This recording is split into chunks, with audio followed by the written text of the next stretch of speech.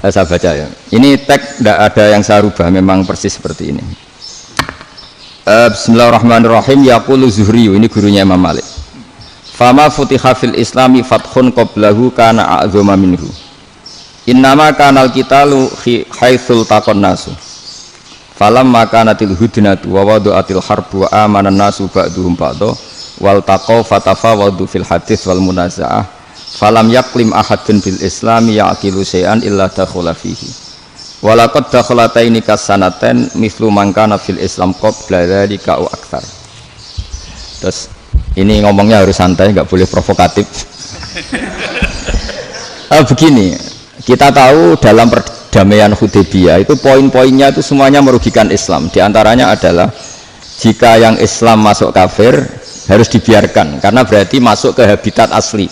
Karena Nabi sebelum jadi Nabi komunitas pokok itu kafir, sehingga kalau Islam masuk kafir kembali ke habitat. Tapi kalau Islam masuk kafir, kafir masuk Islam itu harus dikembalikan karena dianggap bid'ah.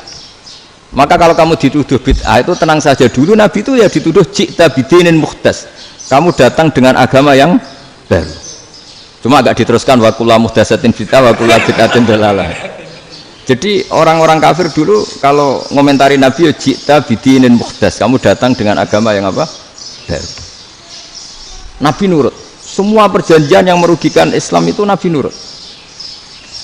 Tapi Nabi hanya minta satu hal, jangan ada perang 10 tahun. Dan orang boleh seminar, boleh diskusi tentang Islam. Ya ini dengerin betul ini. Jadi saya tidak akan provokatif, ini pakai logika.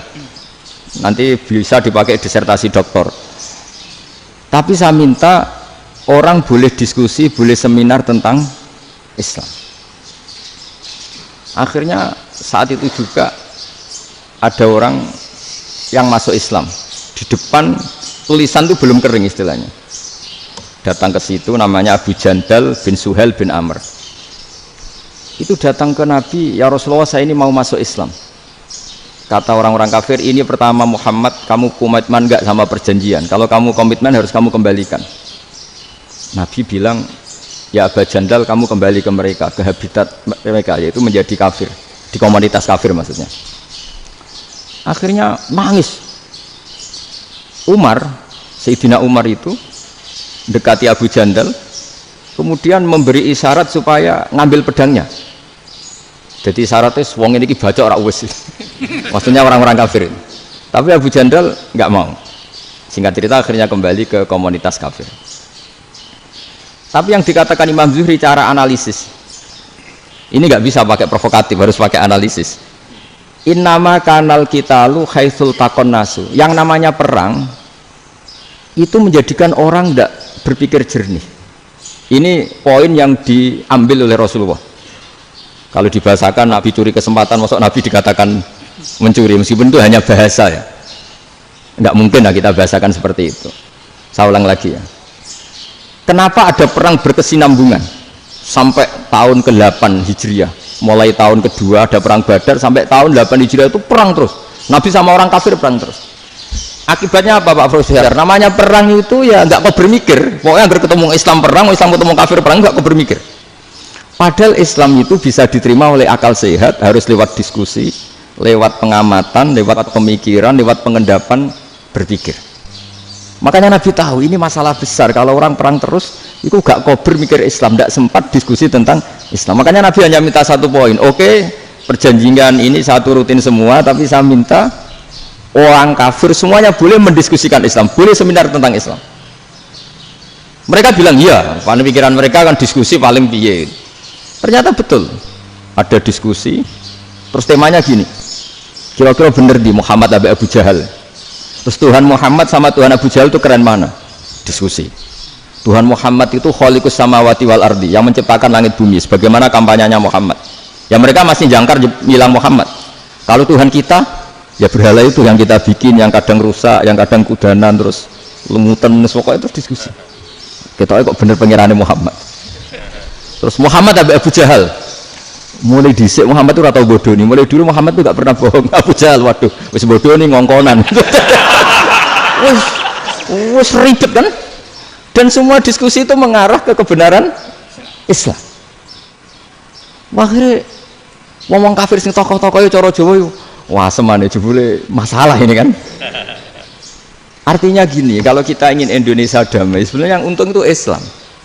Karena Tuhan yang menciptakan langit dan bumi tentu nggak akan diperbandingkan atau akan dikalahkan oleh Tuhan yang lahirnya saja sudah di bumi. Misalnya kita menjual Tuhan Allah, siapa itu yang menciptakan langit bumi yang ada sebelum langit bumi?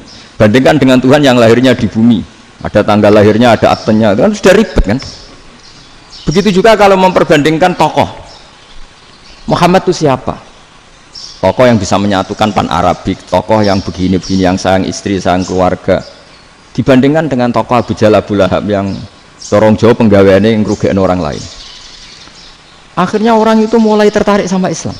Makanya kata Az-Zuhri pakai bahasa dulu, falam yaklim ahadun bil Islam. Tapi kalau sekarang yang populer itu bahasa yatakallam.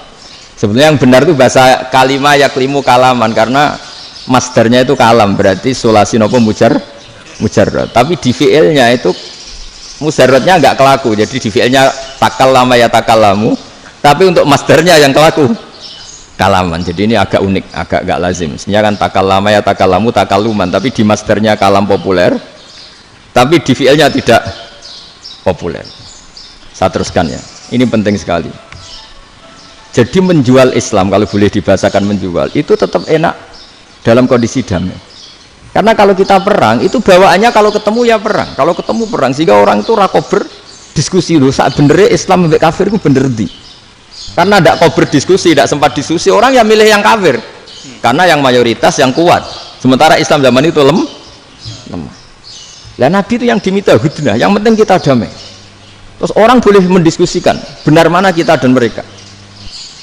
Ya setelah diskusi ya tadi kan nggak mungkin Allah yang begitu keren hebat pencipta langit bumi dibandingkan berhala yang mengurus dirinya sendiri saja tidak bisa.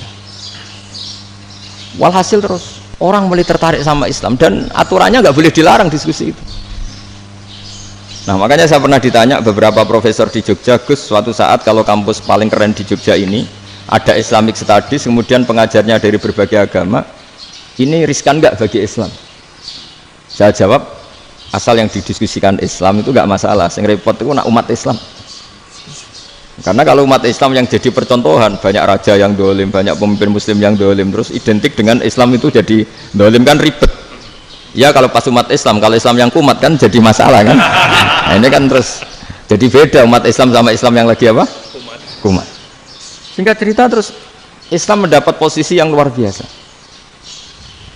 Nah makanya di sini diistilahkan falam makanatil hudnah, ketika ada perdamaian wa amanan nasu ba'dum ba'do, orang merasa aman, itu fatafawadu fil hadis wal munazaah, mereka berdebat. Munazaah itu berdebat, keren mana konsep Muhammad dengan konsep Abu Jahal, keren mana konsep Tuhannya Muhammad dengan Tuhan kita, terus diskusi. Dan mereka akhirnya ikrar, wah yang benar ya Muhammad lah. Di mana-mana Tuhan tuh ya sebelum langit dan bumi, di mana-mana Tuhan ya punya reputasi menciptakan. Masa Tuhan reputasinya diciptakan, kayak berhala dan sebagainya. Ibadah juga gitu. Ibadah wong kafir itu kalau tawaf itu telanjang, ibadah Muhammad santun pakai pakaian.